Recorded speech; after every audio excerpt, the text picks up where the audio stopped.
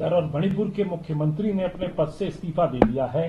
किस तरीके से देखते हैं आप इस बदले हुए घटनाक्रम को और पूरी इस मणिपुर के हालात को? अब क्रोनोलॉजी समझिए। गृहमंत्री बार बार कहते हैं ना, आप क्रोनोलॉजी समझिए। क्रोनोलॉजी क्या है? कल 10 तारीख को कांग्रेस पार्टी द्वारा एक अविश्वास प्रस्ताव लाया जा रहा था विधानसभा में, मणिपुर की विधानसभा में। कई दिनों से बात चल रही थी, पर नोटिस कल का था। मुख्यमंत्री ने एक माहौल बन गया था कि यह अविश्वास प्रस्ताव आ रहा है और बहुमत उनके पास नहीं है। बड़ी बड़ी बातें की मुख्यमंत्री ने, पर अंत में उनको जान गए कि बहुमत उनके पास नहीं है, अविश्वास प्रस्ताव पारित होगा और उनको इस्तीफा देना पड़ेगा। तो इसलिए आज ही उन्होंने इस्तीफा दे दी है। मैं समझता हूं ये उनकी मजबूरी थी।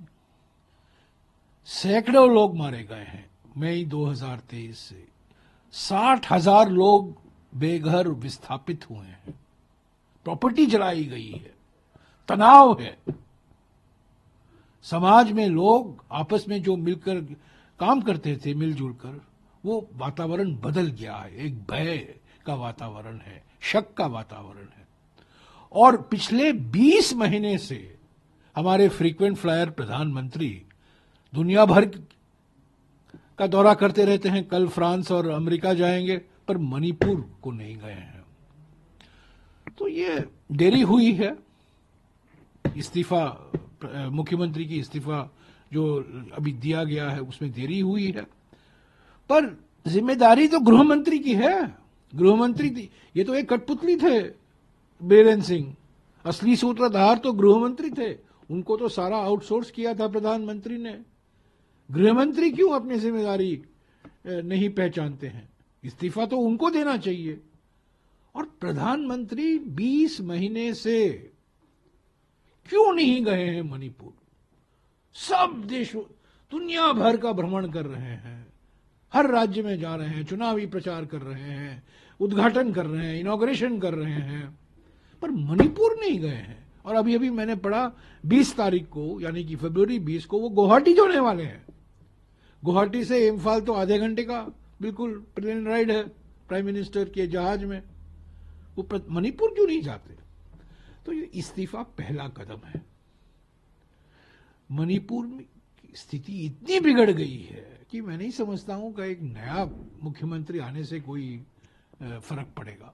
सवाल यह है कि इतनी भारी बहुमत मिलने के बाद भी फरवरी 2023 को जनादेश मिला था बीजेपी और उनके सहयोगी दलों को, एनडीए को, भारी बहुमत, प्रचंड बहुमत, पर उसके बावजूद 15 यानी कि फरवरी 2022 को जब चुनाव हुआ था, 15 महीने के अंदर मणिपुर जलने लगा। क्यों? कारण क्या है? तो ये मौलिक कारण देखने की जरूरत है। प्रधानमंत्री ने अपनी जिम्मेदारी कबूल नहीं की है। गृह मंत्री बिल्कुल असफल हुए हैं, असमर्थ हुए हैं। इस्तीफा तो गृह मंत्री को देना चाहिए और प्रधानमंत्री को फौरन मणिपुर का दौरा करना चाहिए। मणिपुर में जाएं, लोगों से मिले, अलग अलग राजनीतिक दलों से मिले, बातचीत करें, नागरिक संस्थाओं से बातचीत करें, एक संकेत दें कि वो चिंतित हैं। और मणिपुर को बार बार कहते हैं डबल इंजन सरकार, डबल इंजन सरकार। वहां तो कोई इंजन नहीं है, केंद्र का इंजन भी नहीं है और राज्य सरकार का भी इंजन नहीं है।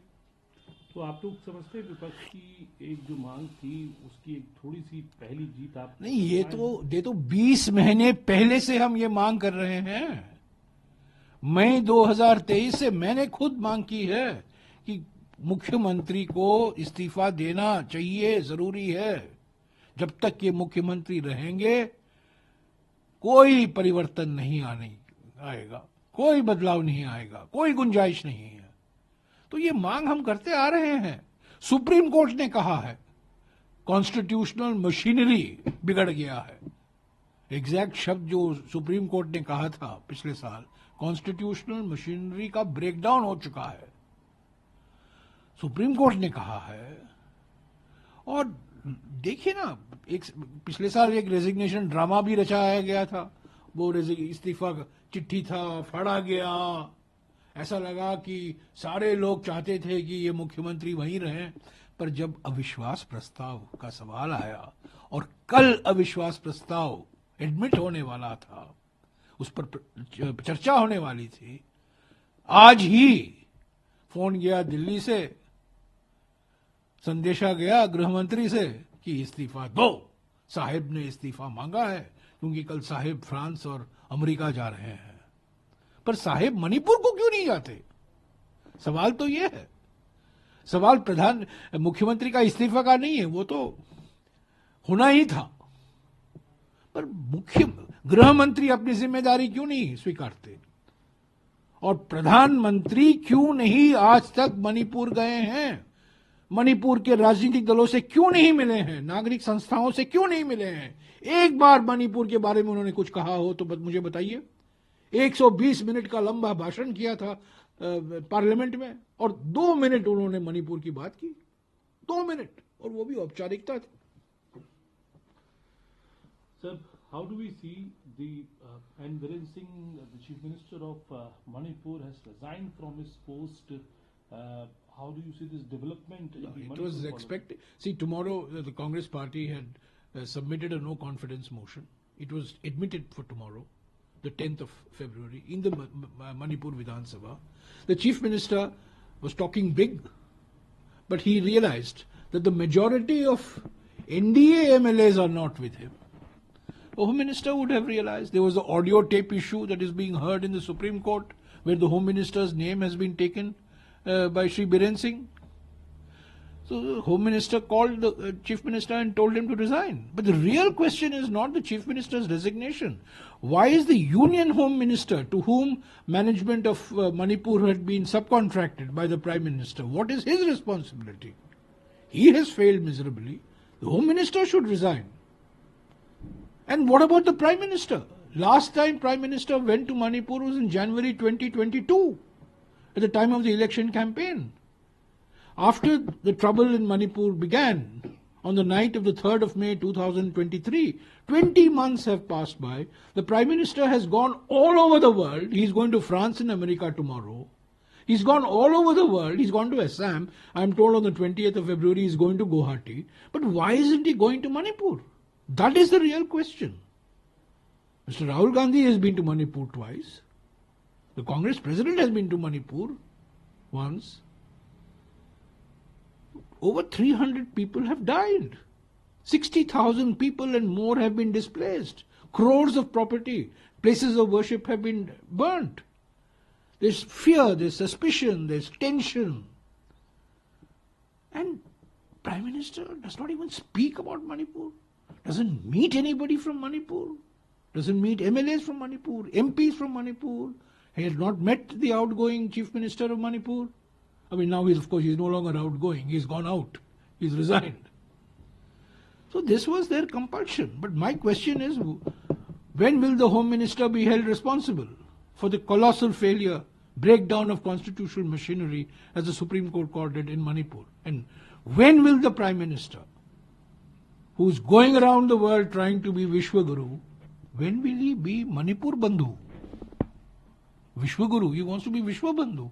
But why isn't he going to Manipur? My last and foremost question to you, sir. Do you want to say that it is due to the resignation has come out due to the political compulsion? Let me tell you, there are two questions. The BJP and its allies, the NDA, got a huge majority in February 2022. Huge majority. We have only 5 MLAs in the House of 60. We ran the state for 15 years. We never faced these types of problems. However, the BJP, the NDA got a huge majority in February 2022. But within 15 months, Manipur began burning. So that is the first question. How did Manipur get to where it is today, even after a double-engine Sarkar, even after such a huge majority in Manipur? And second question, why is the Prime Minister avoiding going to Manipur? This resignation of the Chief Minister is a direct result of the Congress's no confidence motion that was going to be taken up tomorrow in the assembly.